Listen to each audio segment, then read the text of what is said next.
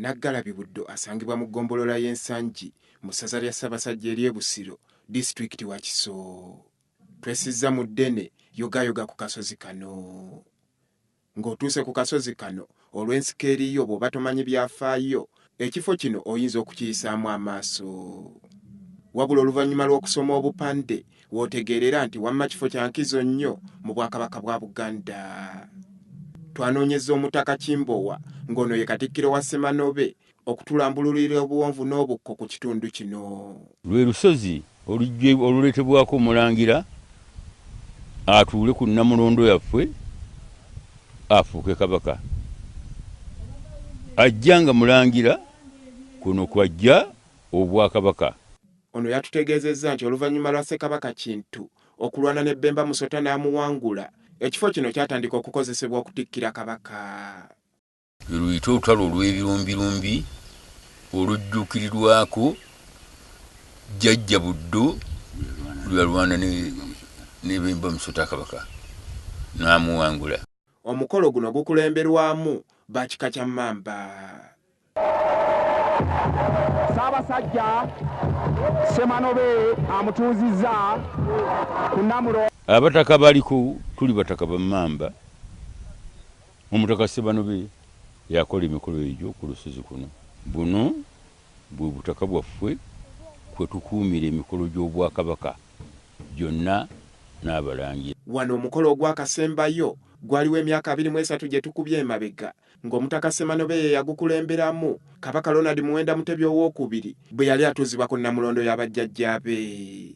Ssemanobe Ssaabasajja Kabaka agenda ng'amuwerekera ng'amutambuliza kumulandira ogumu ku miti egiri wano. N'agadde okunnyonnyolwa ku kapande kano akalaga ekifo Nakibuuka n'okumanya enkizo y'ekifo kino.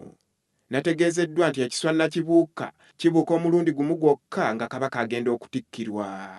Ku Nakibuuka amugamba okufukamira wansi, n'amugamba okwavula, n'amugamba nti osookanga kufukamirira nsi naye olyoke kufukamirire era obanga muwulize eri Obuganda n'abantu bo nabo baleke bakuwa. Ku kifo kino Naggalabye era gy'osanga ennyumba Buganda egambibwa okuba nti Ssekabaka Kintu oluvannyuma lw'okuwangula Bemba mwe yasula ennaku 9 n'ebiro 9 era n'atikkirwa nga kabaka.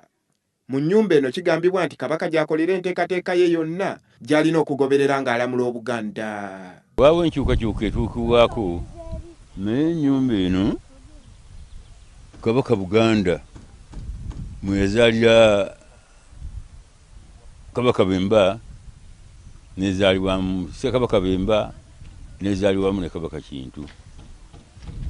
Gano ge tuli mu maka ga Bwakabaka. Ffe tuba n'okwenyumiriza kunene nnyo okulaba ng'ebifo byaffe bino ate byongedde okulongoosebwa mu buwangaazi, kubanga nkakasa nti enkuyege tijja kulya bino bikoleddwa olwaleero. Lino ttendo gye tuli era kkula okulaba ng'ekifo kino kirungi bweki. Ate ye ennyumba Bwanika nayo ng'esangibwa ku kifo kino yegambibwa okubeera nti Omulangira agenda okutikkirwa gy'akolerwako emikolo gyonna egimuggyako ebikwanga tannatikkirwa. Ennyumba Bwanika mu bukulu bw'Obwakabaka we wali akoogero,